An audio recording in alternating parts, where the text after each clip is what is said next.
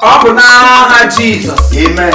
Ọ bụ n'ikikere nke mapụrụ n'ime ọbara Jizọs. Amen. Ọ bụ n'ikikere nke dị n'ime ọbara Besaida. Amen. Ọ bụ n'ikikere nke eruburu n'ime ọbara nwa atụrụ ya bụ Jesu Kristi. Amen. Ọ bụ n'ikikere nke dị na cross of Calvary ka anyị ji ekpe ekpere. Amen. Obi n'igwe nke nna. Ọ bụrụ nkịtị bụ okwu makpụrụ gị n'ọnụ.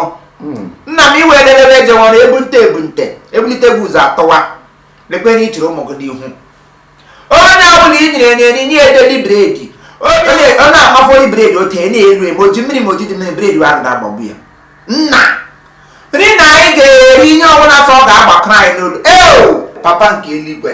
Elu nwere ọkụ, ala nwere ọkụ, elu nwere ọkụ. Elu nwere ọkụ, ala nwere ọkụ, elu nwere ọkụ. Elu nwere ọkụ, asị elu nwere ọkụ, asị elu nwere ọkụ. Elu nwere ọkụ, ala nwere ọkụ, ọkụ gbagbo ha.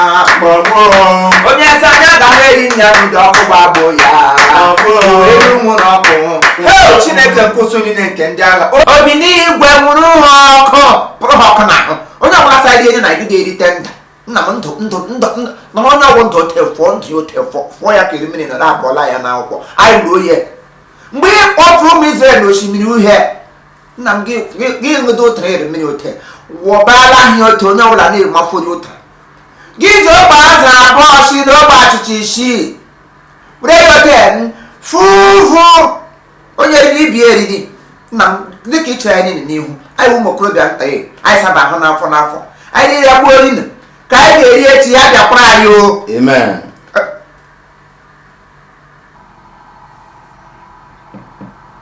Isi gịnị nwere ọkụ?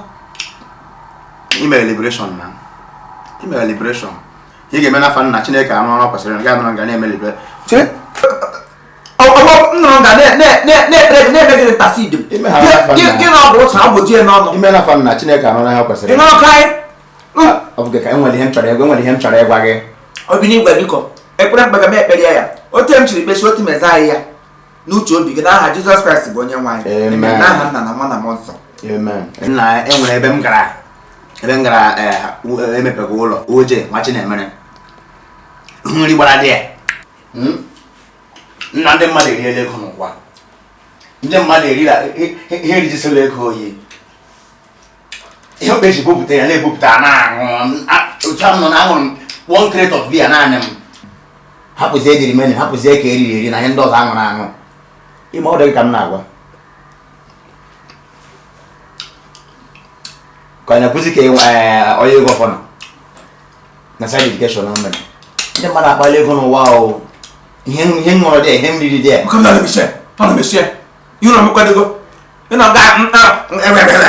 Bingo n'ahịa ọkụkọ bakla ihe riri dị ya. Ị gara ngwa ụmụazị ibe gị mepego ụlọ. Those men who mepere ụlọ be are they not under your men? How do your age grade? Ị ga ngwa gị dawa afọ ebe ụlọ ozu nwụrụ nwere nke ozu nwụrụ nwoke ozu n'ahịa ọkụkọ bakla. Ị ga ngwa gị dawa akwa dịkpọta ịṅụ na nọji m nọte ṅụmụ nwe gị ṅụpụ nwe gị na shape.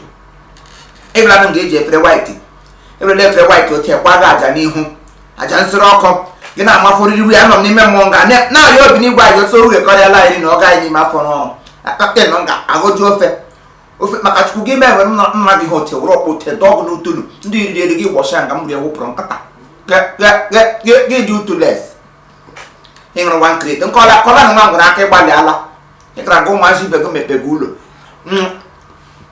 ṅụọ 1 crate gaa oche emepego ụlọ ṅụọ 1 crate of mineral ka bia onye gọvanọ amecha dedication gị ga-adọwa utu ụmụazị ibe gị na-efe ego gị nọ na tebụl otu agafe ka ọ na-agafe gị na-elu nna ha na-si iwu my friends and friends si mkpụrụ ọgụ pụọ mpụ isi ochi anyị ga-ebe ahụ ga melite ihe ma m si ịwọ aṅa m nọ Michael aṅa m nọ ọwụ ihe wụọ nye ụdị egbufere gị ṅụọ nwanne gị ṅụrụ ọnwụ ịnọgala mmefiri ṅụga mmefiri otel ṅụpụ onwe gị na shape gị chile na figure dịzie figureless the figureless ihe nọ bụ gbaa 20 something mgbe ị na-erile 30 gị ije kasịala ka mgbudi Jericho word of Jericho fed and float gị ije kasịala mgbe ahụ gị ịṅụrụ mgbutu nwoke m na-enye na na aga isi ochi amamsi iwu eri mkpọrọ gị isi ochi gba gị gara oge ahụ cheki ga-esi emedisa m oyi hapụ ihe ibu ka ihe ọbụla sọrọ gị kpọm afọ ise na-aga isi ochi ikwusa anyị ga-aga isi ochi mana agụ ngaji isi ochi mkpọrọ gba ngaji na loyal family mkpọrọ otu bụ isi ezuzu gị ekwuru ịṅụrụ nwa nkatọ gị gara ha ngajise m oyi ngje swag m ambassador chief Imo worldwide gị ngje m otu eburu crate mma ngapụ m na royal family ndizie royales akwa ihe itige sayet family ndị giant eze na family we ụmụ niile nwaanyị ma amụrụ ha niile nọchakwa ọsọ mkpọrọ otu ugbo ịgachi ugbu a ị gara gị dọwa utu dọwa afọ nọ a na-elichega gị mgbe n'afọ afọ gị wali ili graveyard ebe ndị biri wiri na-eli ozu elie gị ya Mr. Charles Ekwu kebi na Dallas na America United States ọ bụ ebe obi ize ka dollar awo ka dollar ka dila o wuti ime asịgo kwuo ọ ka ihe ikwuru ọhịa m chiri ikwu sapeti emi ọtọtụ ụtọ na ntị gị gaga ọkpọrọ m ya n'ụlọ ọchịna kwuo ọ bụ ebe onye sa mbịa babiri abedi nwoke obiọma nwere afọ ọma towere na ogologo ha niile ewu ihe na-akpọ ha nga ma ọ giant maka ha niile toro ogologo ụmụnne niile fiam ha chabicha America nwere ike nọ na Nigeria ịmakwasị akpọkọta ha ụmụnne ha kpọrịa gbuo ihe ọ fọziri ugbu abụọ ha bịa mee na ọkụkọ nọ nga ha ma ọkụkọ ha ma ewu emesara ha visas to America ma ji ma ede ma ọkụkọ a gbachara ya otu eke ebuchi ihe na-egawa America mana obi Chineke bịameta ha sị no let's give unto less privilege unto food ya bụ ha ndị ka ya mana ụmụnne ha niile nọcha America ha na-eme exploit onye ukwu na-ebulala onye ata na-ebulala ụmụazị mụrụ onwe ha niile enwe onwe ha n'anya family ha enwe ha crisis mụ na ha kedu ọkụ na eze so eze nọ nga ha niile wo royal princehood ha niile gba mgbim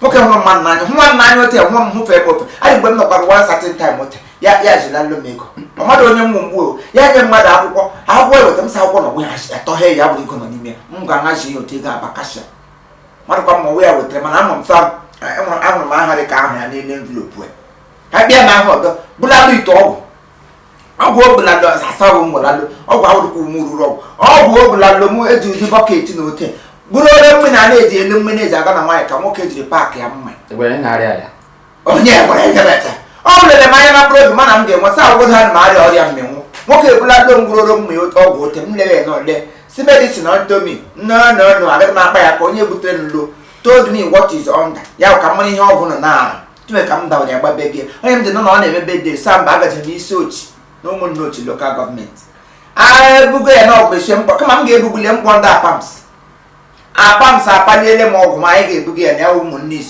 ochi na isi ochi mbula ahụrụ ya si ya ọgwụ na ibutere medicine work iji ma ahụ m money give ya nya ahụ m ego bụrụ ọgwụ gọlachi tụ ndị na-arịa ọrịa side ọnụ nye ha Chineke mekwere na ya mara nwoke gị hụ ahụ ọnụ ote mgbakwaranụ ahụ ọnụ ndị ezigbo mmadụ ọdụkwa ihe gbara acharị growth na-anọ inwege vegetational problem ya wụ ọbara ga-adụ ahụ ọrụ ịghọtago ọrịa bụ the thing so ihe m ga-ebe ma ngara ngwa m si ya chali dede m chali giant man nwoke ogologo dimkpa ọma ugo mara mma na-eri ihe the royal princehood onye a mụrụ na princehood gị gụziri ụkwanụ hood wee onye tiri ogologo ihe ọpụtara na English gị na-amadụ bekee ọwụda ahụ ọnụ gụ gbanwechiri na ndị growth princehood ntị ya happy birthday princehood thank you you put it say happy birthday princehood happy birthday princehood Charles Ekwu princehood Charles Ekwu princehood happy birthday let's quick it together happy birthday long life and prosperity as you celebrate this year you will also celebrate next year timely death is not your passion amen thank you Amen. Amen.